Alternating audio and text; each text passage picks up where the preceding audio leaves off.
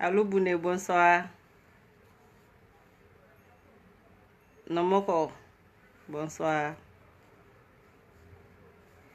Aruna, oui, ça va. Oui, ça va, ça va. Où est d'où? Traoré Mustapha. Aubé.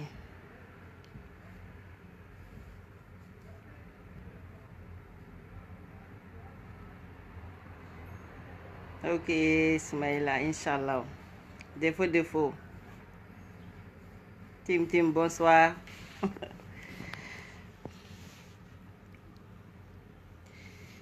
Ah, Almouni, bonsoir. Magasi. Awa Keita. Grand Serba. Hey, Gidi Bofé. Grand Serba Awa Keita. Ko Pedro. Oui, Foussine Traoré, Sissoko, Mahamadou Gassama, Kanouté, Ahmed, Diki, Tamba. Kobe, bonsoir. Et réseau Adam ne bon. Ok. Donc, Kobe, bonsoir. Ka bo folo ka fo bela jilenye. Master Soumi abe concert la France no samedi do gratuit do avec montré palais de je crois qu'au palais de congrès là. Master Soumi mi bana régime nga warla kale te balu fantan jeli la. Master Soumi ya donc a fo ko artisia ko ye ambassadeur de donc folie belebeleba ambo di Master Soumi ma. Master Soumi nyokono itulu ye V8 kono de itulu ye katikati kono itulu ye Villa Bajola parce que olubu dame fait olubu ka artisia fait donc vraiment ka Master Soumi fo ka balkada ka Master Soumi fo do tara na folo mine ku dame feri Master Soumi maso oma ko Master Soumi ni horonya Master Soumi ne ko fo doga sege ko doga here soro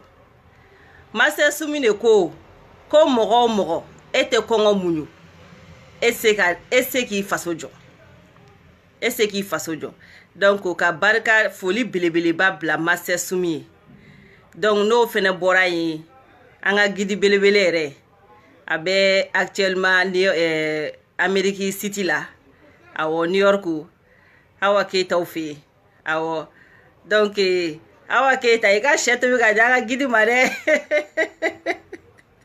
aga dekulo ta sana be America no voilà donc ka foli belele ba di basi nunuma ka foli di sekuma ka foli di ententi erema Aishata vraiment kam sogoroba nyuma ka foli belele ba di America bela jelema awo donc arasa be meeting na infene je crois les 14 tout ça là donc ko beka bo ko mi kono kulu bon no bora ye kuma be muka awo vraiment magasire ka Master Soumi fo Master Soumi nyokono fo kata jinya wili tous les katikati kono awo itule o kono koi oluko faso de pour que ka katikati soro jeli nunu fika ka horon kolon fla fola yera don bali siri tigele ambe ni system nunu don sa ambe ni system nunu don mais en faga baga yolu do e ambu don mais nala sona mani bebe mamba ni kolo un jour génération ko de do tan ko de ron do sinon Master Soumi be donglida don atemeni beka mais jamais olu bi lamew mana ko de jara malien fene Sonne master sumi ka dongili la me iba do ka fo jamana joka mun be cɛ da kɔnɔ mais u b'olu to ka tugu mana mɔgɔw de kɔ aka jenatigɛ yɛrɛ tɛ glan bon a don no quoi don no mais master sumi ka fo ka barikada donc voilà donc si ça no ko manga mun be ko bagar togola wa ma do Johnny ko mine yɛrɛ t'u tɔgɔw dɔn kosɛbɛ je crois ko o ko ni ibeka masigi ko abe fo malien kɔ malien denw ko ibeka teta ka be fo eko ka fene ka walan préparer na fora malien denw kɔ abe fo yɛrɛ bagar togola kɔ abe fo I muso kɔ abe fo I denw kɔ abe fo I shibolo be kɔ parce que nunu ma faamuya ni génération bɛ ɲɔgɔn na u tɛ ko de faamuya don mina ne ko ngoni maga kɛra sala ngo ala ka jahanama kɛmɛ dilan malien caman ma faamuya kuma n'a fɔ cogo de don mɔgɔw wila Facebook kan yan ko jɛnɛ y'a don yan fɛ jɛnɛ y'a bɔ yan fɛ mais a caman kun t'a dɔn ko ani kafiru de bɛ kɛlɛ la n'i bɛ kafiri kɛlɛ I b'i kɛ ɲɔgɔnna kafiri de n'i ye kafiri kɛlɛ ni silamɛya ye I tɛ taa yɔrɔ la a don u wulila k'u bɛ Alasa faga sunkalo kɔnɔ n bɔra n ye video kɛ même pas 10 minutes n ko n'u magara Alasa la ni jahanama ye taa ɲɛ Ala ka dɔ fara kan parce que n'u magara Alasa la an bɛɛ bɛ don jahanama la o senfɛ a kuma ye mɔgɔ dɔw tɔɔrɔ u bɔra u ye video kɛ u ye n ka video tigɛ jɛnɛ sitanɛ ne ye kuma min fɔ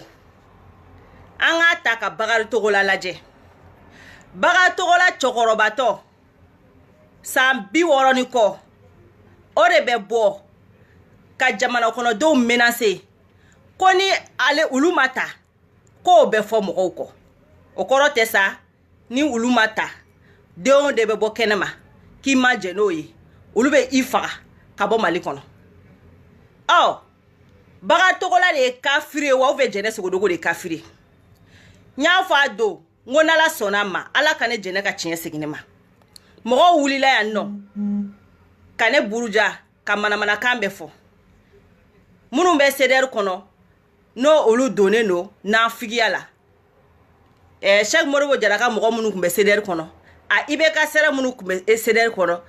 a Asadini minnu tun bɛ CDR kɔnɔ a mɔgɔ sugu bɛ minnu tun bɛ CDR kɔnɔ u taara don CDR ɲɛmɔgɔ dɔw kan k'olu kunkolo chauffer mais ni kuma fɔra fɔ bi n ye n sigi fɔ bi mais kuma in fɔ ni sisan cɛ ma nafigi si ye Facebook sanfɛ ko k'a condamner normalement n'an bɛ jamana seerelen na Bakari Togola kan ka ɲininka dalakan na a y'a fɔ ka da daluya jumɛn kan parce que Bakari Togola y'a yira a jaraw ye a ma jaw ye IBK bɛ sigi aw kunna bon daluya jumɛn na Bakari Togola b'a fɔ ni mɔgɔ min ma jɛ n'a ye a bɛ fɔ e kɔ o tɛ dɔwɛrɛ ye o ni mɔgɔ min ma sɔn IBK ka élection ma e bɛ t'i ta tɔ ɲɛfɔ lahara o kɔrɔ ni denw de bɔra k'a fɔ ko IBK ma gagné ko IBK ye suɲɛni kɛ u bɛ bɔ ka marifa ci e la k'e faga ka Bamakɔ bɛɛ don ɲɔgɔn na de toute façon IBK kelen bɛ ka nin bɛɛ plan préparé anw de b'an kunfɛ IBK ka dugu jukɔrɔso bɛ yen IBK bɛ bɔ fɔlɔ de ka maliyɛnw bagabaga pendant 2 semaines n'a y'a y'an ku do gɔni kɔnɔ a bɛ continuer mais n'an m'an ku do gɔni kɔnɔ n'an y'a kɛ ko Musa Tarawele ta togoya an t'a bila fo ko ka bɔ a la a b'a ka dugu jukɔrɔso sira ta fo Sénégal fo Guinée IBK kelen bɛ ka nin ku bɛɛ préparer anw de b'an kunfɛ mais Bakari Togola ko mori mun ko diɲɛ bɛ wuli a tɛ fini ka walan kɔ wallahi e si an b'a tunu an y'o de fɔ an ye kafiru de ne tɛ n ta dogo mɔgɔ la dɛ n'a ye mɔgɔ min ja mun ka di ye a fɔ ni n'an taara lahara yen an b'a ɲɛnabɔ yen mais diɲɛ in kɔnɔ yan n'aw ko kafiriya de y'aw kɛla yen n'Ala sɔnna ma anw ka jugu ni aw ye mais k'a fɔ Bakari Togola ɲɛna a ka kulo dingɛ den dayɛlɛ k'a lamɛn ani génération minnu bɛ ɲɔgɔn na a ta anw dɔn n'aw ye kafiru ye wallahi bilahi anw mɔgɔw bɛ Faransi yan n'an m'an ka ɲɛnamaya bɛɛ kɛ ka wari mara c'est-à-dire que ni Mali soumana bagal togo la ke e to Mali kono ke e ka famille to Mali kono o koro ko Mali ko be galwe parce que an ba shi be keke ka bara ke e ere bagal togo la shila tununi yere de togo la yere be wolo dora ba tunu c'est-à-dire akara yela koy ni te yela koy togo la be wolo dora ba akara yela ko blana mbe sebe de la parce que nous taru ni génération be nyogona koy wala bilan taru ni génération be nyogona parce que nous kungolo kono kube wuli doron ka marfachi comme Afrique to ni ibeka e marfachi auna wallahi ni ibeka e marfachi malien deuna nama ke révolution française ye quoi c'est-à-dire que an be marfa de ça ka danka muhouma marfa contre marfa population contre population donc si ça no bagar togola ikulo dinge den dayele ka kuma la me plan stratégique et mouillé bagar togola an be marfa fe be Mali dugukolo ka an ba benyini ka blanga possession la aw muso ka dengulu teke tuguni aw fama ka konyo teke tuguni konyo be dabla Mali kono waltigi konyo be dabla Mali kono kati boli be dabla Mali kono ala masa waidu bagari togola je te le jure fama denya be dabla Mali kono atobe ke nyango denya yere di ama fo kon ye hasidu yewa kon egrile no wa bagari togola go fama bote ala fama bote ga Mali kono bagari togola wallahi tu me fais rigoler fama bote ga Mali kono ble bagari togola anyaw yaw ko kati kono doro anyaw tire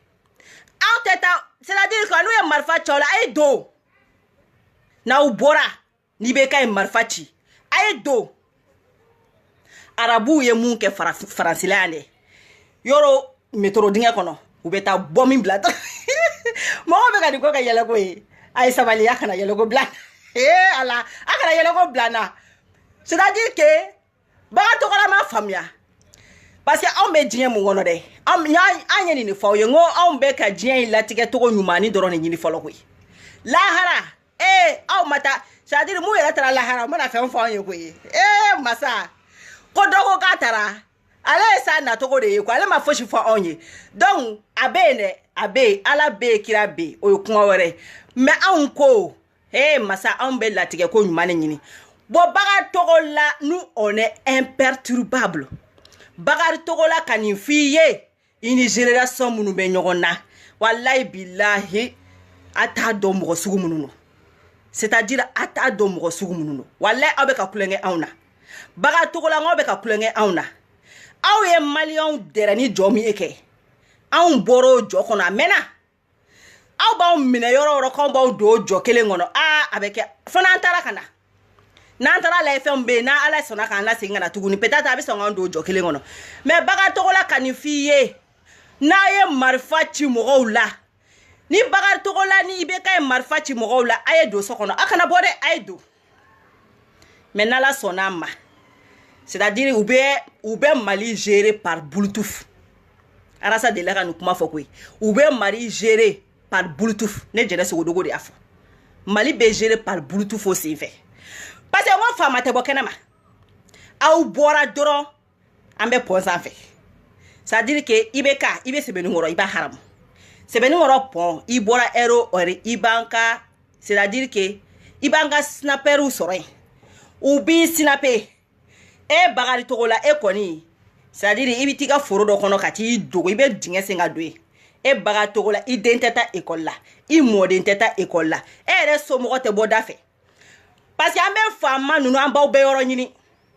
aka dengulu teke tuguni aka konya teke tuguni aka foshi teke tuguni amba ngoya to ko mina Mali kono de aw fene ba goya teni kati te boli Mali kono avec nyengo dinya contre nyengo dinya di ameno de kaula donc ça aw fene be marfa tugudi armée ka bla contre vous avec teni baga togola ko de finyana na mau be shila tunu kelengele amba be fagali fagato to dawla kaw be shila tunu kelengele malangolo ma prepara le nyeda ga fime ba foko fitrida bidi jo programme ta obolo dotala ko mangena ama fanya la follow wala ma fanya la follow now you outwe ni an yo aw to ye fantandenw contre famadenw n'a ya aw to ye o kɔrɔ ko bɛ galo ye parce que n'aw ko de ko aw tɛ bɔ anw nin kan mais anw baw sinaperu an bɛ sinapɛri de bɔn Bamakɔ fan bɛɛ awɔ wa an b'u financer u tɛ kɔngɔ u tɛ minɔgɔ an bɛ sinapɛriw financer u b'aw bon k'aw digi ka fanga yɛrɛ de fo k'a fɔ ko an y'a bila Bagatogo la kafiridenw a tɛ kafiriw a y'u masɔrɔ la de o ye Bagatogo la ka réponse e m'a fɔ ko ni mɔgɔ min bɔra ko ni mɔgɔ min ko k'o tɛ kɛ k'a bɛ fi quoi walahi Bagatogo la a bɛ fɔ aw bɛɛ kɔ n ko aw tɛ bɔ kɛnɛma aw bɛ to aw ka sow kɔnɔ k'o f'i ye Père Zoro anw b'an to yan k'an to yan ka jeunes former ka marifa d'u ma ka bombe d'u ma ko aw ka kɔɲɔyɔrɔ an bɛ taa dɔrɔn an b'anw bunbu ka taa aw ka kɔɲɔyɔrɔ la ka bombe bila u la yen nɔ k'aw exploser awɔ k'aw exploser aw faama ninnu k'aw exploser aw musow k'u exploser k'aw denw exploser Bagatogo la k'o f'i ye awɔ regarde-moi ça ko ni mɔgɔ min fɛnna ko aw b'o faga aw kelen de bɛ se mɔgɔ faga la Bagatogo la aw kelen de bɛ se mɔgɔ faga la wa an b'aw faga k'aw baw faga k'aw musow faga k'aw si bɛɛ latunu Bagatogo la yɛrɛ an b'a daminɛ e la fɔlɔ Bagatogo la I tere jugu tere mɛnɛni ni programme t'aw bolo a tɛ bɔ an da la a fɔra aw kana ni programme de a fɔra aw kana ni programme de mɔgɔ faga ko kuma fɔra aw ye Bagatogo la bɛna k'e b'anw faga ko n'anw ma jɛn ni aw ka sigilen k'e b'anw faga Musa Tarawele ye nin kelen de fɔ ko wayi ko anw t'ale dɔn ko k'anw fa n'an baw b'ale dɔn a bɔra da min na a m'a fɛ o kun ye Musa Tarawele ka tan ye mais Malika ka burankɛ a ko a bɛ marifatigi yɔrɔ dɔn a ye n wele a ko Jɛnɛ Sogodogo marifatigi b'a yɔrɔ dɔn voilà an ka wari fara ɲɔgɔn kan dɔrɔn wa an y'a cotisation daminɛ ka ban n ko an y'an ka marifatigiw Ala kibaru marifatigiw ka cotisation daminɛna n'afigi tɛ adhéré dɛ a y'o to an bolo mɔgɔ kana adhéré anw yɛrɛ dama bɛ ɲɔgɔn dɔn anw minnu b'o financement na anw bɛ ɲɔgɔn dɔn a ye taa nin fɔ IBK n'a ka fɛn ye awɔ exploser pour éduquer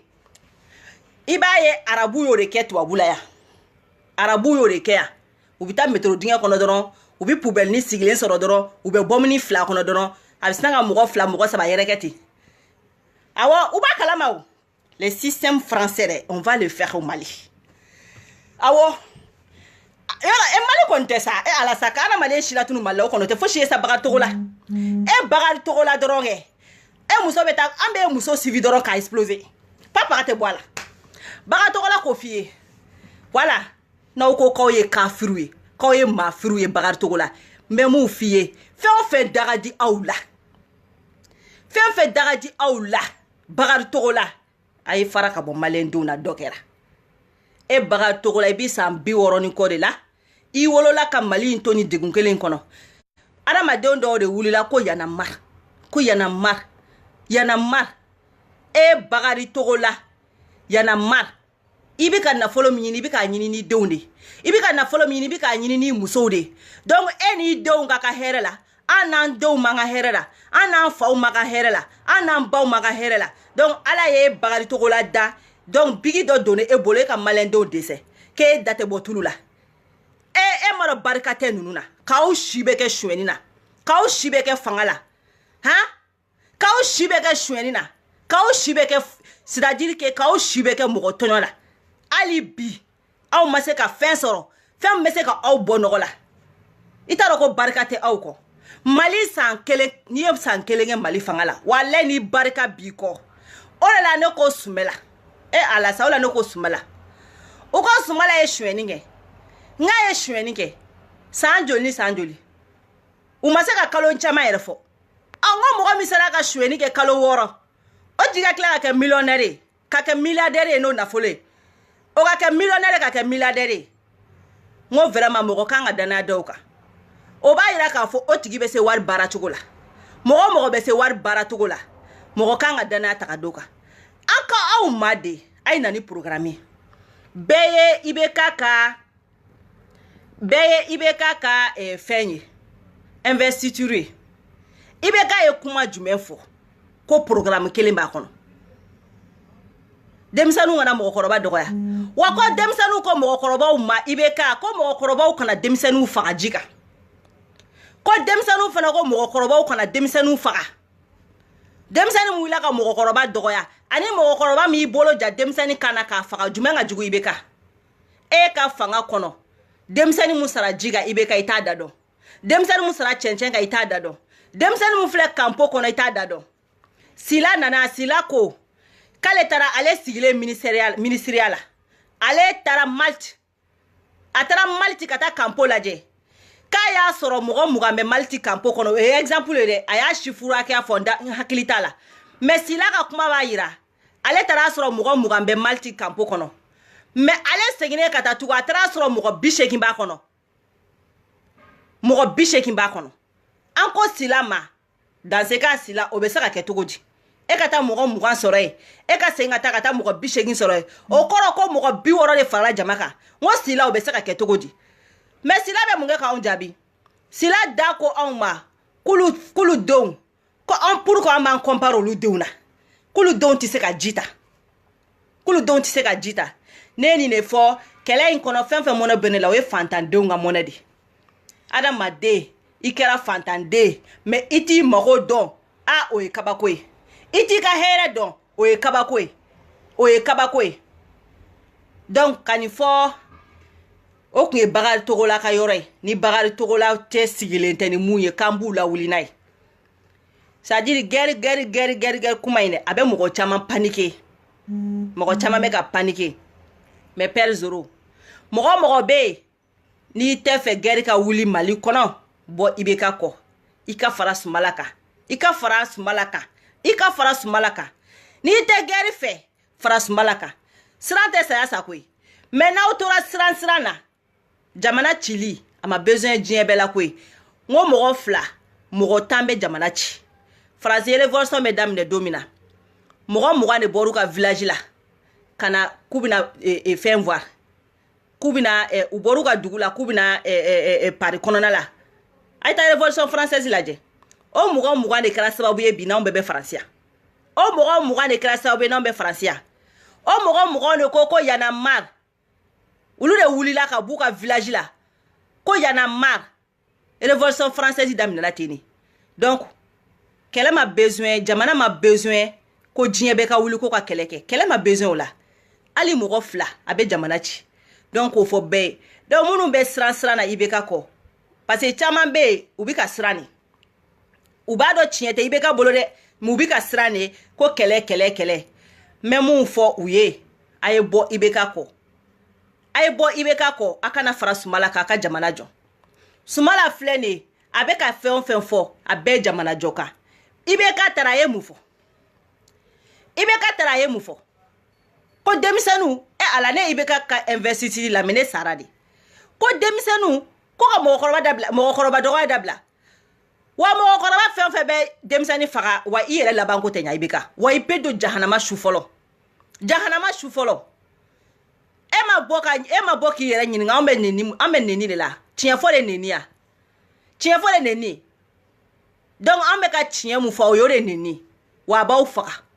IBK a b'aw faga an m'aw jɔ hali bi an m'aw sɔrɔ an y'aw jɛ de an bɛ ka kuma min fɔ o de neni kɔngɔ banna k'an ka n'o fɔ k'o ye neni minɔgɔ banna k'an ka n'o fɔ k'o ye neni k'an balimaw bɛ ka sa cɛncɛn kan k'an ka n'o fɔ k'o ye neni k'an balimaw bɛ kampo kɔnɔ k'an ka n'o fɔ k'o ye neni sila bɛ na ka bɔ ministre de l'extérieur sila bɛ na ka bɔ maliyɛndenw dalen filɛ la chapelle Maramu Magalu tous les week-ends a bɛ taa dumuni d'u ma jɔn ye sila ye ka t'i jɔ jɔn ye ambassadeur ye ka t'i jɔ kula ye jɔn ye conseiller ye ka t'i jɔ kula ye hali k'a lajɛ maliyɛndenw bɛ cogo min na yan nɔ u bɛ dumuni kɛ kɛnɛma u bɛ bo kɛ kɛnɛma u bɛ ɲɛgɛnɛ kɛ kɛnɛma u bɛ fɛn bɛɛ kɛ kɛnɛma maliyɛndenw halala olu de dalen bɛ yan la chapelle partout faransi dugukolo kan jɔn ye sila nana k'ale nana maliyɛndenw rencontrer a ma t'olu voir dɛ ne ye n sigi ne ɲɛna n ko sila bɛna t'olu voir a ma t'olu voir dɛ olu tɛ maliyɛndenw ye o parce que olu ye fantandenw ye ne ye nin de fɔ n ko fantandenw masa aw bɛ ka mun de k'aw yɛrɛ la aw bɛ k'aw yɛrɛ faga walayi bilayi aw ɲɔgɔnna dɔw de dalen filɛ nin ye faransi dugukolo kan yan u bi si dugu ma nɛnɛ ba in bɔra u ye nɛnɛ bɛɛ kɛ kɛnɛma yan a dɔw sara nɛnɛ bolo aw balimaw de don a balimaw de don minisiri bɛ don ka bɔ la yan hali a tɛ taa la chapelle ka taa lajɛ maliyɛn den joli bɛ la chapelle ka t'i jɔ hali k'u fo ayi parce que n'a y'o kɛ a conscience b'a gɔrɔnde quoi n'a y'o kɛ a conscience b'a gɔrɔnde mais a b'a préféré ka olu to Faransi charge kan k'olu to Faransi charge kan Faransi de k'i occupe olu la Faransi de k'i occupe olu la Faransi den tubabu den walahi Faransi tubabu ministre tɛ taa jamana kɔnɔ ka taa ka jamana kɔnɔ denw ye gɛlɛya la k'a ti t'i jɔ k'u fo k'a ti t'i jɔ k'u fo e sila bɛ na anw de rencontrer kɔngɔ de b'anw na yan minɔgɔ de b'anw na yan wa minnu dalen filɛ ni la chapelle t'as pas eu de courage ka taga lajɛ a ne ye Mali ministre ye maliyɛn denw bɛ yan nɔ n bɛ fɛ k'aw ye k'o photo ta k'o film kɛ k'o yira diɲɛ mɔgɔ la les bandes de vauriens ko n'an y'o fɔ k'an bɛ k'aw dɔgɔya les bandes de vauriens les incapables n'an y'o fɔ k'an bɛ k'aw dɔgɔya mais aw b'anw to anw ka sa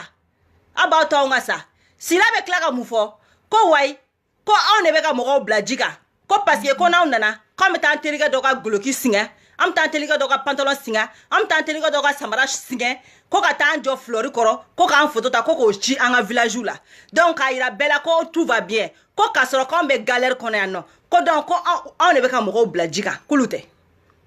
les incapables comme ça un état de bɛ nin fɔ a ka jamana kɔnɔdenw ye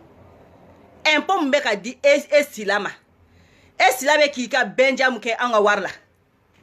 e bɛ se k'o ta kɛ n'anw ye photo ci mɔgɔ ma kɛ n'o tigi bɛ condition na yen kɛ n'o tigi bɛ condition na yen kɛ wala an ka photo t'o bɔ a ja kan an ka photo t'o bɔ a ja kan photo bɛ mɔgɔ min bɔ a ja kan kɛ mɔgɔ min tɛ s'a yɛrɛ kɔrɔ a b'o de bɔ a ja kan mɔgɔ min bɛ s'a yɛrɛ kɔrɔ sinon e sila pour que e tɛ to yan nɔ i b'i ka kalan de kɛ yan wa mun y'a to i taara Mali kɔnɔ e sila mun y'a to i taara Mali kɔnɔ les bandes des incapables comme ça aw bɛ n'aw jɔ aw ma k'aw b'aw mara hali tɛ duman fɔ mɔgɔ ye sila ye ni manamanakan de fɔ anw ye consulat kɔnɔna la ah donc n'an bɔra k'an b'o de kuma fɔ k'an bɛ k'u dɔgɔya mais aw ma fosi y'a la IBK i bɛna ni programme de minnu b'a la ko IBK de t'i sigi anw kun na IBK i bɛna ni programme de ye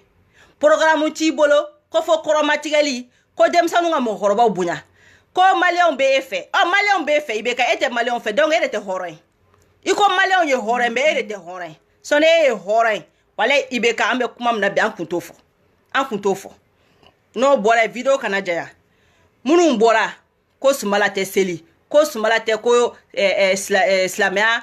mun yɛrɛ 5 dɔn mais mun fɔ n ye Destiny Useni de ka video ye ma ci seri ta ye parce que o ci ya ne o y'o bila mɛnna o mais mun fɔ Moribo ka mɔgɔw ye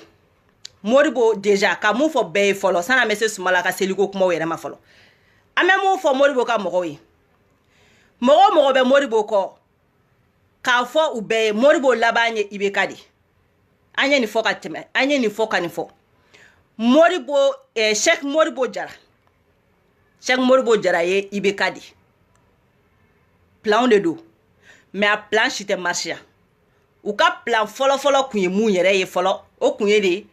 ka Cheikh Moribo Jara ani IBK k'olu de fila la ta deuxième tour la donc o kun y'u ka ba wololen filani na ko jɛgɛ bɔra Lasinɛ ka jɔ kɔnɔ a taara mun kɔnɔ a bɛɛ ye kelen mais comme u y'a ye anw farala Sumala kan donc ça va être très difficile u ka se k'o namara in kɛ sinon o de kun y'u ka plan B ou plan A ye donc u kun bɛ Sumala yɛrɛ écarté pewu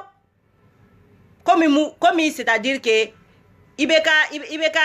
taara 3e position na cogo min na ATT tile la u kun bɛ fɛ k'o rejeter Sumala la donc n'i y'a mɛn i b'a fɔ k'i bɛ taa a donna fa bɔra an fɛ e yɛrɛ kɛra 2e ye mais u b'a dɔn actuellement o plan tɛ marcher donc u bɛ fɛ ka mun kɛ ni IBK ni Sumala de bɛ taa 2e na a jara o ye a ma diya a bɛ kɛ ten de parce que o ye logique ye IBK ni Sumala bɛ taa 2e na bon sa aw minnu bɛ ka ne lamɛn o IBK ni Sumala mana taa 2e na o aw ɲɛna ko Cheikh Moribo Jara ka mɔgɔw bɛ taa jɔn fɛ yen Cheikh Moribo Jara ka mɔgɔw bɛ taa jɔn fɛ an ka ta ɲɛmɔgɔ ninnu yɛrɛ la fɔlɔ minnu yɛrɛ ko k'u bɛ Cheikh Moribo Jara kɔ a kelen tɛ taa Sumala fɛ yen a kelen a fɛn o fɛn bɛ Cheikh Moribo Jara kɔ a bɛɛ bɛ arasa contre la olu bɛ taa ka Sumala fɛ yen cogo di a si tɛ taa Sumala fɛ o ye logique yɛrɛ ye fɔlɔ a si tɛ taa Sumala fɛ donc u laban ye IBK ka panier de donc mɔgɔ o mɔgɔ bɛ Cheikh Modibo Jara kɔ a bɛɛ bɛ ka IBK de soutenir a bɛɛ bɛ ka IBK de soutenir Cheikh Modibo Jara tɛ se ka kɛ président ye u yɛrɛ b'o dɔn u b'o dɔn tigitigi mais u bɛ fɛ ka Cheikh Modibo Jara ko k'a jɛ yɔrɔ min na comme si Cheikh Modibo Jara u kuma o kuma c'est pas un politicien ale ye mɔgɔ kura de ye mɔgɔ kurakurani de don a bolo jɛlen don a Blaise Neige de don fiɲɛ ni galama a donna yan fɛ a bɔra yan fɛ hey Musa Tarawele tɛ sigi an kunna yan koyi an y'o de fɔ Cheikh Modibo Jara bɛ komi Marie Le Pen de yɔrɔ tubabuw fɛ Marie Le Pen ni ali kɔnɔ mana taa élection na u bɛ voter kɔnɔ ye dɛ wa Cheikh Modibo Jara ye Marie Le Pen de fɛn de don Front National de don FN de don Front National parti dɔw bɛ yan minnu tɛ Faransi kɔnɔna na parti dɔw bɛ Faransi dugukolo kan yan olu ye naziw de o parti ye nazi de u bi maa faga u mago tɛ mɔgɔ la c'est-à-dire u bɛ ka Faransi la segin kɔ n'u sigira dɔrɔn u ka militants ye kafiru de don o la tubabuw fɛ yan hali n'olu ni kɔnɔ bɛnna tubabu bɛɛ b'i bolo di ɲɔgɔn ma k'olu kɛlɛ ka bɔ yen wa n bɛ mun fɔ aw ye n'aw bɛ fɛ Mali ka jɔ aw bɛ nin nazi ninnu IBK ye nazi de ama IBK ya wallahi IBK bɛ waleya mun na ni Sumala de don a ta kɛ parce que Sumala ye l'homme d'état de Sumala ye intellectuel de a kunkolo b'a kan da la ama IBK ya IBK ko ka adamadenw faga ale k'a ka fanga sɔrɔ mais Sumala t'o mɔgɔ sugu ye hali ni y'u ye b'a dɔn ko mɔgɔ qualité kelenw tɛ o parti mɛ cogo min na dɛ Musa ka denmisɛnnin de ye ninnu ye parce que Musa bɔra fanga la cogo min na ka humilier a ma bɛn Musa ma Musa bɛ fɛ ka na vengeance de kɛ maliyɛnw na o vengeance premier ye IBK ye fɔlɔ ne y'a dɔn don min na walahi o y'a sɔrɔ nin ko in si ma daminɛ ne y'a dɔn don min na ko Sumala ka Musa Tarawele ka kalanden ye IBK ye walahi a don ne jigila misɛnyara o y'a sɔrɔ ne t'a kalama ko nin ko y'a sɔrɔ ne t'a kalama ko mina don nin ko ninnu yɛrɛ la ne jigila misɛnyara a tigi ko jɛnɛ aw tɛ IBK dɔn IBK ye Musa ka kalanden de wa Musa bɛ fɛ k'i venger maliyɛnw na Musa i tɛ venger anw na yan k'o f'i ye i cɛkɔrɔbatɔ i sigilen b'i ka wo kɔnɔ mais i bɛ ka ko min kɛ an ɲɛ b'i la donc mun de don sisan nɔ an bɛ nin bɛɛ balaye ka bɔ yen Musa ye IBK de wa Musa ye Cheikh Modibo Jara Musa wolowolo den de furulen bɛ Cheikh Modibo Jara ma anw ni Ala n'Ala kira cɛ o tɛna k'a b'a fa venger Musa taara togo min a ma bɛn Musa ma a ma bɛn a ma wa Musa bɛ qualité fɛn fɛn bɛ Musa a bɛɛ bɛ IBK la IBK ye c'est rancunier mɔgɔninfin rancunier de don donc a tɛ bɛn bi a tɛ bɛn sini a tɔ tɛ dangaden dɔ bɛ n ka fɛn na ko ma mun yɛrɛ n ka nin dangaden bloqué ka bɔ n da la a mɔgɔ fɛn donc Musa Tarawele de ye IBK ye wa Musa Tarawele de ye Musa Mara tɔgɔman de ye IBK Musa Tarawele Musa Mara tɔgɔ dalen bɛ Musa Tarawele de la o ye Musa Mara ye an m'a ye u ko Musa Mara ma k'o k'a ka candidature bɔ yen nɔ k'o ka fara Musa Mara kan nin bɛɛ ye Musa Tarawele ka plan de donc maliyɛn den fɛn o fɛn bɛ yen ni e hakili bɛ grève la Musa ka mɔgɔ faga la wallahi Cheikh Modibo Jara ye Musa Tarawele burankɛ direct Musa Tarawele wolowolo den de furulen bɛ Cheikh Modibo Jara ma wa Musa Tarawele tɔgɔman de ye Musa Mara i m'a ye u sera ka fara ɲɔgɔn kan i m'a ye Musa Mara ni Cheikh Modibo Jara fara ɲɔgɔn kan wa Musa Tarawele de ye consigne di wa IBK Musa Tarawele donc ninnu mɔgɔ saba ka fara Musa Tarawele kan nin bɛɛ ye mɔgɔ sugu kelen n'an bɛ fɛ Mali ka kɛ démocratie dugu ye n'an bɛ fɛ Mali ka kɛ paix ye ninnu ye parti FN de Marie Le Pen ka parti Front National an bɛ ninnu gɛn de ka ninnu balaye ka ninnu sen bɔ an ka élection bɛɛ la a banna ka ninnu sen bɔ an ka élection bɛɛ la c'est-à-dire an t'an si kɛ vengeance la Musa Tarawele e bɛ fɛ k'e bɛ venger anw na anw ne sara e tɛ villa Mali kɔnɔ wa atita kaburu do naje garavu kara kaburu do fangre do be ngo demsanu shurebe non donc il y en a marre on en a marre de tout ça Cheikh Modibo Diarra teke président ya biateke Cheikh Modibo Diarra teke papa ya non a jelenwo a finewo a madelika duninga wa duninga on s'en fout de ça ante mogo fagala de fait encore ante mogo fagala de fait nous ne criminel ou ante mogo fagala de fait ali ni sumala ye dien na folo bedu ni mogo fagala te amba fait nous ne criminel ou shi botola te fangala ni ma mogo faga ibeka ko kale tabla mogo fakata tokola koko waiko ni mogo masa kubi faga beyame donc nous ne mogo fagala odi anga programme flé malien deun sumala ka programme flé wa anga programme flé on est ala na la krache ibeka ka ORT mu mine ka katay de pour l'ambeta do ko ni dictature fangay ambeta do ko ni dictature fangay ibeka beta Cheikh Modibo Diarra beta Musa Mara i sere jugu tigele ibita gongon fe mais anga jamana ba di mogo intellectuel ou civilisé lo ne ma sumala na nyogono munu taye malikoy munu beso nga fanga bla jala mais ibeka te fanga bla Cheikh Modibo Diarra ka jugu ni ibeka Musa Traoré de muso be fanga ni vanja faka vanzaji de ke amateke ko fa Cheikh Modibo Diarra ka mogoy Cheikh Modibo Diarra ko obolo jeleno o se jeleno kalo saba de be se ka mogo te be jamana do kalo saba ko parce ko e salario sara ko ka soro ko mali be dinge kono amore fa ngo wari be mali kunwa abo to ko abo mana kan fo mogo jumay ama fo aw ye ko wari be mali bula on e mo fo ya ku be ka ngana folo duni ali fe munte kalo saba mali be se ka salario sara mali sara de be sara juli wata wa muga o waria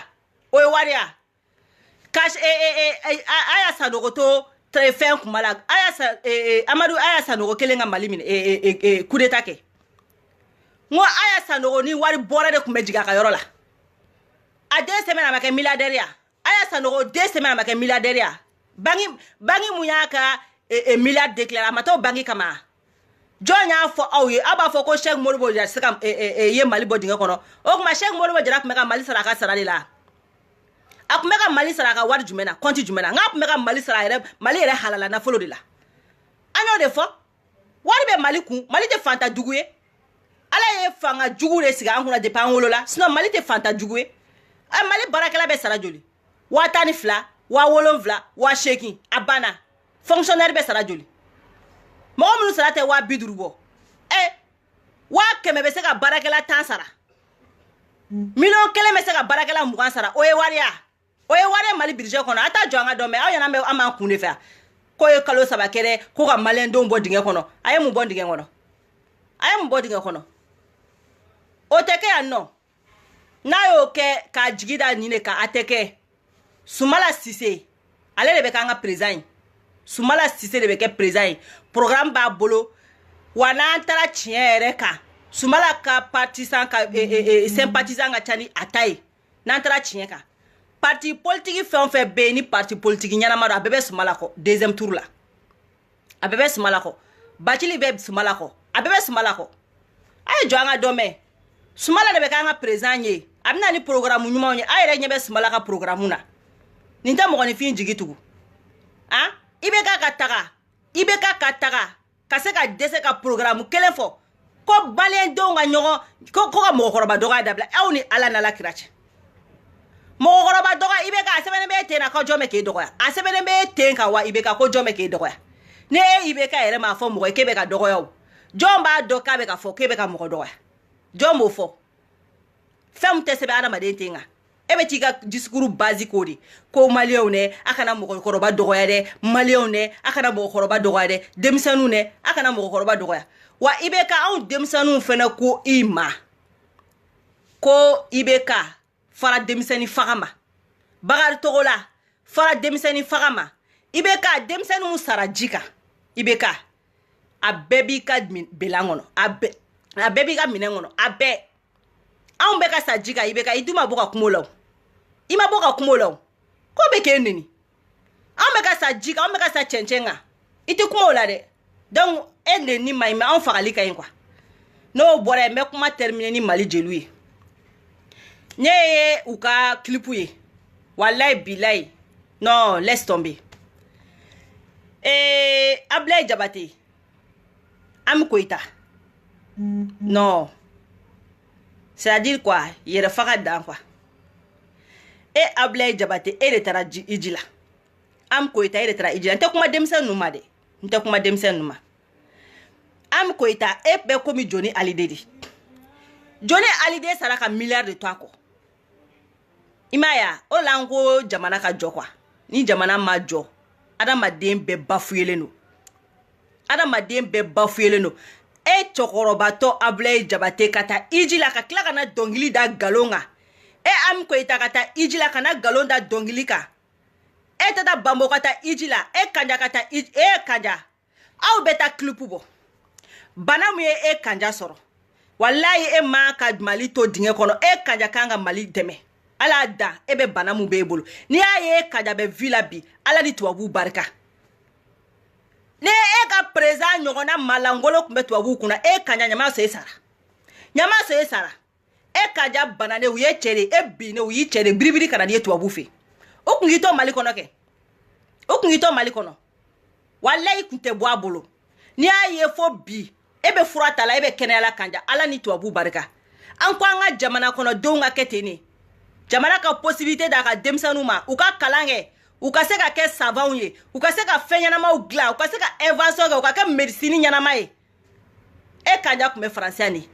Ni français toi. Ni français présent. Ne ka présent vorinya kumbulu kuna. Ni présent incapable kumbulu kuna. Wallahi billahi ekute furake ya. Aw fe flene. Aw be boli kana tuwabu fe. Aw te miri. Aw te tasi. Wallahi aw te miri, aw te tasi. Maloya te aw la. Aw be ka on e critiquer. Wallahi maloya te aw la. Wallahi ça me fait honte. A maloya benela.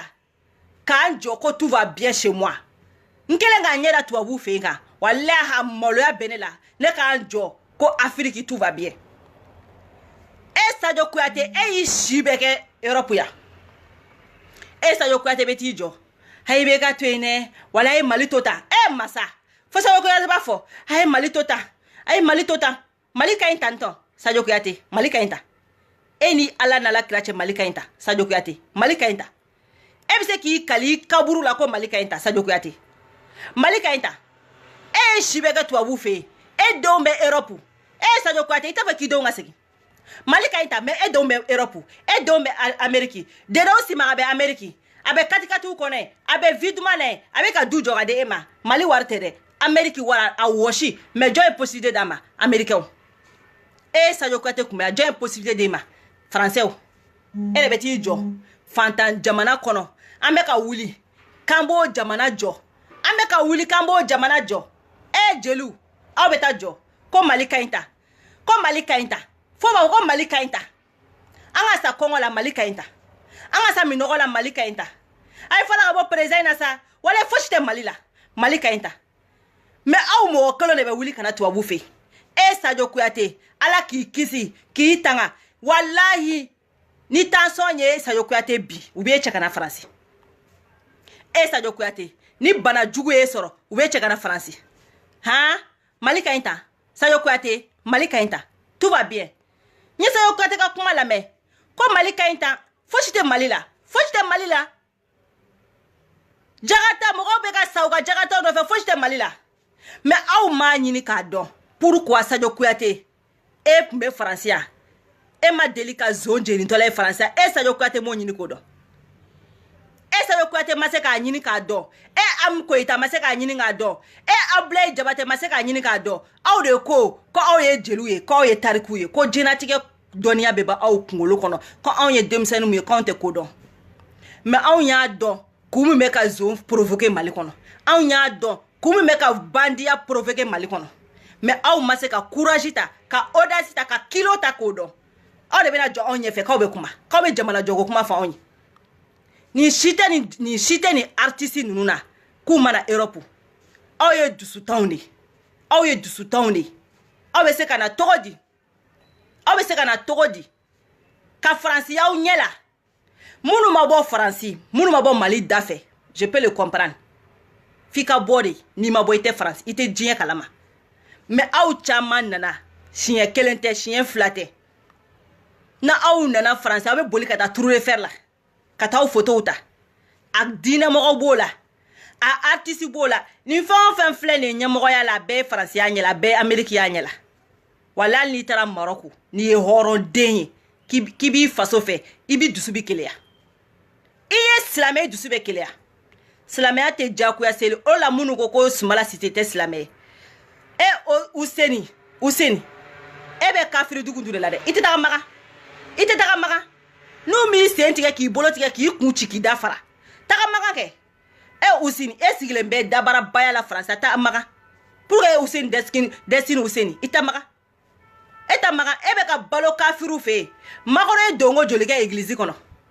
n'i ko faransi ye n'i ko Mali 95% musulman ye wa faransi 98% ye chrétien ye faransi 98% ye chrétien mais e tɛ k'i ka silamɛya kɛ yan u jɔn bɛ e bɛ jɔn ɲɛ sira la yan nɔ e ka hakɛ jumɛn bɔsilen b'i la i denw ka hakɛ bɔsilen b'u la wa u b'i ban k'e denw u ban ka kalan kɛ e denw kunna ko parce que ko silamɛdenw don wa u b'u ban ka kalan kɛ Useni denw kunna ko silamɛdenw don wa e ka taa magan sa i bɛ taga sɔrɔ kɛ i ɲɔgɔnna 100 de bolo tigɛlen bɛ taga magan u b'i bolo tigɛ k'i sen tigɛ k'i kun ci k'i da fara i kunkoloba ye u b'a ci k'a fara Useni kɔni ne mɔgɔ lankolon ye aw de bɛ wuli k'aw b'aw jɔ k'aw ye sabaw ye aw tɛ papa ka dɔn Sumala yɛrɛ kana seli an mɔgɔ tɛ Sumala ka seli la Sumala n'i seli an t'a yafi ye Sumala kana seli kana sun an mɔgɔ ti ka seli an mɔgɔ ti ka sun o b'i n'i ka Ala cɛ an ko de an ka jamana an y'o de fɔ bɛɛ ye an ka jamana i bɛ seli i bɛ sun o y'i ka problème n'i bolo nous on s'en fiche de ça on s'en fiche de ça a bɛ jɔ Mali chrétien la mais ni impôt sara kuma sera ni Mali chrétien mun kan ka impôt sara a t'a fɔ k'a to ka impôt minɛ o Mali chrétien tɛ don ni mobile n'a ma dédoyer o Mali soma tɛ don ni mobile n'a ma dédoyer o kafiri ninnu n'a mɔgɔ sera mɔgɔ ka wari la silamɛya ko ni kafiriya tɛ fɔ yen dɛ mais ni jamana jɔgo kuma sera nin ye silamɛ ye nin ye kafiri ye n'importe quoi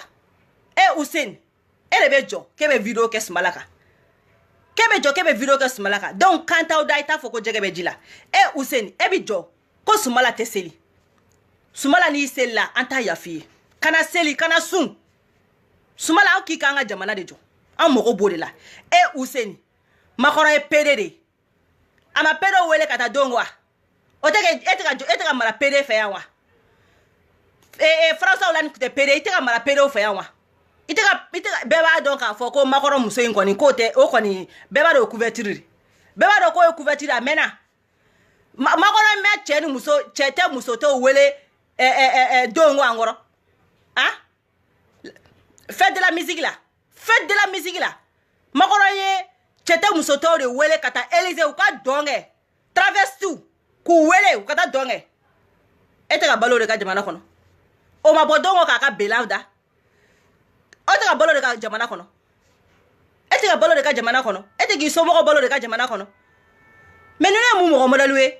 k'aw tɛ se ka bɔ ka kuma ɲɛnama fɔ adamadenw ye ko manamanakan a tɛ seli dɛ a tɛ sun dɛ o tɛ se 5 piliers la dɛ 95 musulmans dɛ on s'en fiche de ça Sumala kana seli kana sun kana taa iji yɛrɛ la an k'i ka an ka jamana de jɔ an mago bɛ jamana jɔla de la Useni e bɛ ne wuli k'e jɔ téléphone b'e bolo téléphone tigi ɲininka a ye seliko joli kɛ ka téléphone dilan manamanakan non mais laisse tomber quoi ni kan t'aw da i na ni programme par programme mais ni kan t'aw da n'aw touchera anw ka candidat la a b'a dɔn ko mun bɛ bɔ a kɔnɔ wa Mimi fɛn musokɔrɔba jugu in yɔrɔ ne ma deli ka kuma i ma aw i m'a ye non laisse tomber quoi malien c'est pas la peine ni ne tun bɛ bɔ yan ko Mimi Kante wa madam ale furulen bɛ tubabu de ma italien de ma kafiri tɛ seli a furulen bɛ kafiri ma a jara anw na an n'an ka kafiriya an furulen bɛ silamɛdenw de ma wa silamɛden 100% o de b'an bolo mais e denw Mimi Kante e denw bɛɛ ye 20% silamɛ de 20% den bɛ wele a fa de la Mimi Kante i cɛ ye tubabu de i kun bɛ jakura ajaya kɛ i ma bɔ bi n'i ka chapeau lahara jugu wa mara i kun sigi yɛrɛ wa ma dɔn i ma bɔ n'i ka verre kafiri k'i sigi ka kuma a bɛɛ bɛ ten de o aw ɲɛna k'aw bɛ se ka mana da mɔgɔw ɲɛ la e bɛ bɔ ko wa i ko wulu jeli bɛ arasa la Mimi Kante Mun ye arasa tɔgɔ bida kɔnɔ n'o de fɔ aw ye sa aw ye mɔgɔnifin barika banenw de n'a ma arasa tɔgɔ fɔ dɔrɔn tɛ lajɛ wulu jeli mana kɛ arasa kɔ dɛ ko surantɛrɛ jeli ni ko bɛ arasa kɔ ko parce que arasa ka mɔgɔ bɛ mɔgɔ dɔgɔya an ma fosi y'a la koyi wala an ma fosi y'a la ninnu yɛrɛ bɛ kulonkɛ de la koyi c'est-à-dire anw bɛ fɛ ka méthode ancienne on va casser tout fɛn ma ala ka sɔn anw ta ma o dagada ala ka ban anw bolo parce que san 5 wɛrɛ n'aw ye kafiri sigi anw kunna la ilaha illallah muhammad rasulullah aw ɲɛna k'anw bɛ décourager a c'est-à-dire ne yɛrɛ mun filɛ dɛ chrétien jogo de bɛ ne la parce que ni n ko chrétien jogo bɛ na ne yɛrɛ filɛ ni ne wulila ko nɔfɛ ni m'a sɔrɔ ni tɛ lafiya n'aw ɲɛna wa o jogo de bɛ arasa la wa o jogo de bɛ dani na o jogo de bɛ tɔnɔ kabanogo la o jogo de bɛ anw ka video kɛla bɛɛ la faransi yan n'aw nana ni kafiri ka sigi anw kunna san 5 wɛrɛ n'an m'a kɛ jahanama ye ka d'aw tɛgɛ kɔnɔ c'est-à-dire mali ko caman bɛ yen an bɛ ka boli to bɔrɛ kɔnɔ k'a sɔn an bɛ ka boli to bɔrɛ kɔnɔ k'a sɔn bi parce que hali bi an ka taa dɔɔni pour éduquer dɔɔni pour éduquer mais n'aw nana ni mɔgɔ de ye anw kunna masa c'est-à-dire o de ye ne ka laɲini quoi parce que n'a ma ci ko n'a ma ɲagami k'a tɛ ɲɛnabɔ n'aw sɔnna anw ta ma n'aw ye namara bɔ ko kɔnɔ ka janfa bɔ ko kɔnɔ Sumala ka na an ka baara kɛcogo lajɛ a ka san 5 kɛ Sumala ni arasa u ka mali jɔ n'aw sɔnn'o ma salamu mais n'aw de nana ni IBK ye jagoya ala sa n ko ko caman bɛ a bɛ dabila ka malika to balo la ko hali malika dossier caman bɛ an digilen bɛ malika kan an k'a k'i jɔ dɔɔni an ka boli to jɔ kɔnɔ ka sɔn bɔrɛ kɔnɔ ka sɔn mais mali réalité an b'a bɛɛ kalama ko caman bɛ dabila mali kɔnɔ wallahi ko caman kani fɔ hali artiste ye ko caman bɛ dabila mali kɔnɔ parce que fura fɛn o fɛn b'aw ka woro ɲɛma an b'a bɛɛ ta ka bɔ yen o kɔni na san 5 gɛlɛya contre san 5 gɛlɛya soit aw bɛ baara kɛ soit an n'an bɛ ɲɔgɔn na anw tɛ décourager o ne bɔra sa an ka baara la k'an ka sunɔgɔ duman kɛ ka wuli san nɔ ka gosili daminɛ yɔrɔ kɔni on s'en fiche mais n'ala sɔnna ma k'an bɛ mali tɔw bolo jamais de la vie donc Sumala fo kuluba Sumala de ye baarakɛla ye aw b'a fɔ ko Sumala ma baara kɛ mali ka cɛ ɲa bi a ye mɔgɔ minnu tun bɛ taa Côte d'Ivoire 80 ninnu ni fo Musa minɛli kɔfɛ aw ɲininka Ivoiriens tun bɛ mun fɔ mali ma ko mali ye brousse kɔnɔna de ko mali tɛ pays ye ko c'est un pays ko c'est le brousse mais n'i y'a ye bi anw bɛ so ɲumanw jɔ ala ni Sumala barika Sumala nana ni ase ye IBK nana ni mun ye IBK nana dɔrɔn ka saraw a yɛrɛ de sara monte wa IBK taara yɔrɔ IBK y'a sara de valoriser fɔlɔ o de la a bɛ sigi bi ko ale ma mali dɔrɔmɛ 1 suɲɛ parce que ale bolo ale ye loi voter k'a yɛrɛ sara monte o tɛ suɲɛni ye quoi ni IBK kun ye mɔgɔ dɔ ye wallahi IBK ka dakurunya 1 fɛn dɔ bɛ ni IBK kun y'o fɔ ne kuma ko IBK changera mais IBK bɛ ka méthode kɔrɔlen la juguya de IBK bɛ 100 ani 50 de ta 100 ni 50 hali IBK k'a fɔ maliyɛnw an bɛ jinga mun kɔnɔ wari tɛ denmisɛnninw bɛ tunga kan ne IBK n ye san 5 kɛ ka 100 ni 50 ta bon désormais 100 ne b'o bɔ n sara la n bɛ to ni 50 ye kalo kɔnɔ IBK ka nin dakurunya 1 wallahi maliyɛn den bɛɛ kun bɛ hali ne jɛnɛ kun bɛ bɔ voter IBK ye ne jɛnɛ kun bɛ voter IBK ye IBK ka nin dakurunya 1 kun bɛ IBK sigi mais ayi olu na kun tɛ baara ye o olu na kun tɛ baara ye ko olu na kun ye k'u ka avenir de dilan génération par génération IBK tɛ ka yɛrɛ ka avenir dilan dɛ parce que IBK mana balo nin kɔfɛ a tɛ tɛmɛ san 20 kan n'a yɛrɛ y'o sɔrɔ a y'i ja n'a ye parce que a bɛ san 73 la donc hali an ka IBK kɛ san 100 ye donc IBK dun tɛna san 100 balo bon an k'a kɛ san 100 sa IBK tɛna san dɔwɛrɛ k'o kɔfɛ mais IBK bɛ ka kulomasama de ka avenir dilan donc o de b'u bila ni suɲɛni baden na mais n'ala sɔnna ma an n'aw bɛ ɲɔgɔn na minnu b'a la ko Sumala tɛ seli a ye fara ka bɔ Sumala la Sumala ye baarakɛla de mali sira tɛ yen an bɛna nin dossier ye o an bɛna nin dossier ye mais mali sira tɛ yen ko Sumala de ma sila mun da a tɛ yen ka mali yɛrɛ kɛ dugu cɛ ɲuman ye grâce à Sumala Sumala ye architecte wa mun ye Sumala ko diya ne ye Sumala tubabuyanin b'a la quoi o de y'a ko diya ne ye parce que tubabula mɔgɔnin de don n'a nana sisan a b'an bɛɛ ko k'an jɛ ko ka jɛ awɔ safina kumba ko ka jere sumala ina nana sabi malien den be ko ka ande ante so mo itene an nana an ye sumala ye aya ima ya arasa sona sumala yo arasa te so mo be de arasa te so mo be wa jere so do wa te so mo be Pene sumala ye il est très civilisé wala moi j'aime bien les gens civilisés mais les gawade nunu wala brusukona mo nunu mais brusukona mo nunu gawado do fene quoi so brusukona mo civilisé lo mbene panere che brusukona mo de donc lui il est civilisé imaya anga brusukona civilisé lo ne ma mais ne wala ba mako mais gawado do quoi te faut do to fanga ni fango mais sumala fleur sumala il est civilisé ni sumala doron iba don tu vois non la rakuma macha c'est quelqu'un de civilisé imaya non akuma macha aya leke sumala tira seno na doron aya muso boloni mine wa sumala civilisé le no anga tanti fene civilisé le no imaya anga tonton civilisé le no anga tanti civilisé le no on be de civilisé le ne fait sumala flaya aya anga tanti bolo mine utara ibeka fo wa sasa ibeka denga wa dembe sa karimu abeka aita imagine karimu filmeli la te pora no ngo lahila aw yeni leta ka konga anga nyamogoy karimu non donc obede sumala kodjane sumala c'est quelqu'un de civilisé ibeka ye gaba ne ibeka ye amanyele yora denga karimu to ayre kale ka amal demu ko karimu ma imte flana ye karimu no amal demu ko mais ay sumala jon yebe sumala dunguna sumala dongo kumala alle taro de hakya mbe sumala bulu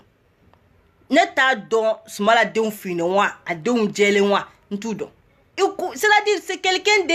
non il est intégré dans le génétique là quoi a intégré dans le génétique là donc vraiment o de sumala ere taga bolo folo parce que aramade ere akeidi sumala ere taga togo folo ere ni sumala laje vraiment sumala c'est quelqu'un de civilisé aka konu be civilisé le no antanti ere ka konu non mogole fi civilisé le ne nunu nga couple quoi couple civilisé le ko civilisé contre gawa iberaga toronu kuma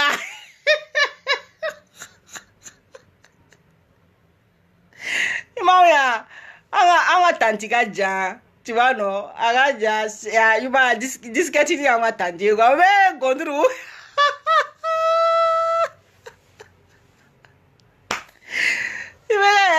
Galere gondru oh aga fege aga lola le fere gondru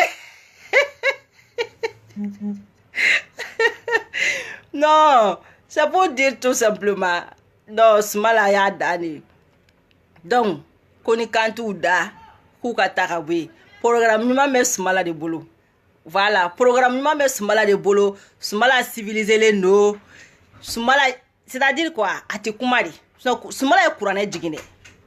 sumala e kurane jigin mais ati kumari a civilisé le savoir faire bala imaya savoir faire bala savoir faire bala quoi c'est quelqu'un de vraiment civilisé ay sumala ka ko ke chugo neke ay ra leke eso sera waso foko ba ay leke ay be ka ko leke ay sumala laje wa sumala mu sumala jade e no monji ne sumala me dongo ke ne nu sojara wallahi ça dit ali faden kene kan sumala ba mbo bolola ça dit sumala est français mu fo dongo non ne re ye français be famu quoi ay français tuer de quoi ay français fagadi mais ibega masa na la basi yuk mala ka imaginer wo ibega mana ta faden kene ka be kuma français la to mina quoi voilà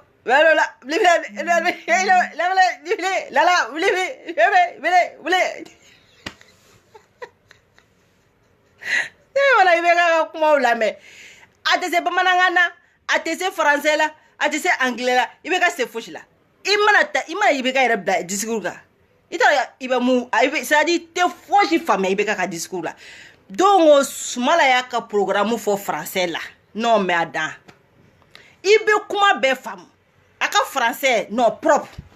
aka français propre mais il va ka bla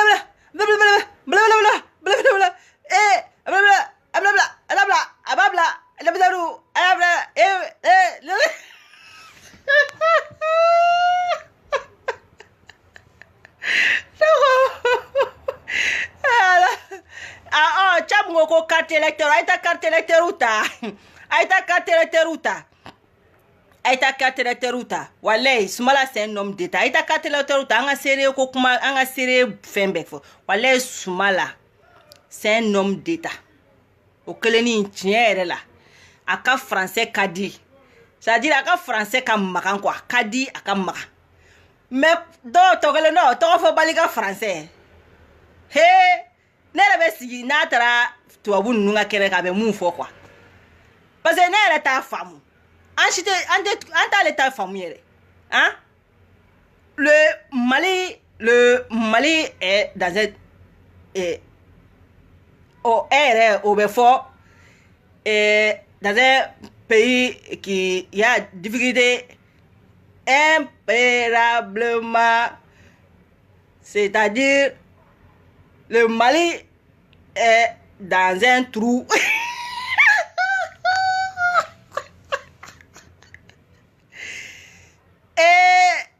et les Malais. Et écoute-moi bien, les Malais.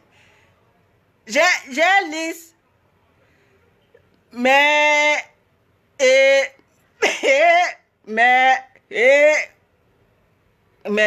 à cause de Dieu, je dénonce pas personne. Parce que si je réfléchis pas bien, je vais dire non, je vais dire.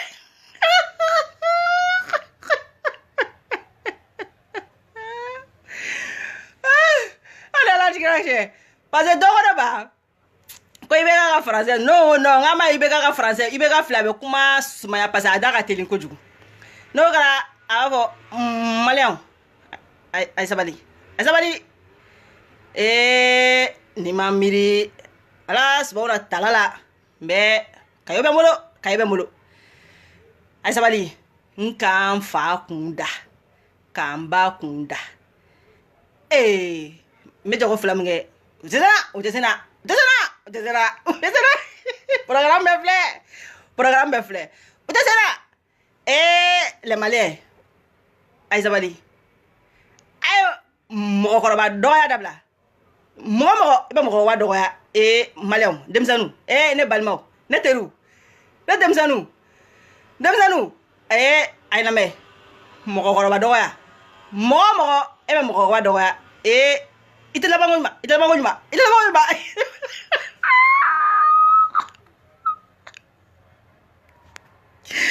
Masa,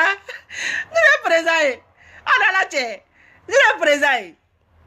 On est à la tché. N'a pas sigi. Facebook. Aïsabali. Mo ko ba do dabla. Mo ko ba do to do ba no. Mo ko ba do dabla. Dari de Paris. Mo ko ba do dabla. Mo ko kide mo ko ba do dabla. La mo te jale. Ka ni fo Malien ye ni nga programme tamolo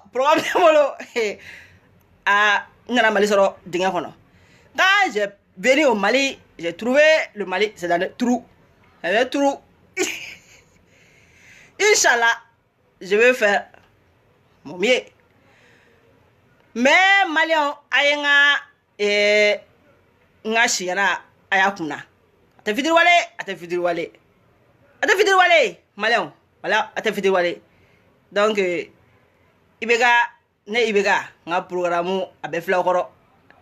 Programme tamolo ate bolo abe futé hora kama. Hora. Aze Mali hora duguro de. Mali islam duguro. Ay bote inshallah. Ala inshallah. Ona lache. Président ka discours be flé a président ka discours be flé ay ne fo fin qu'on a là ay ne fo nyem fa kunda nyem ba kunda uti senare ate senare aywa dani de Paris ate senare todo ka mano malika rasibati ate senare nyem fa kunda kamba kunda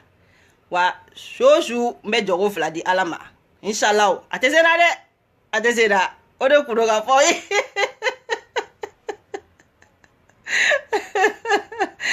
no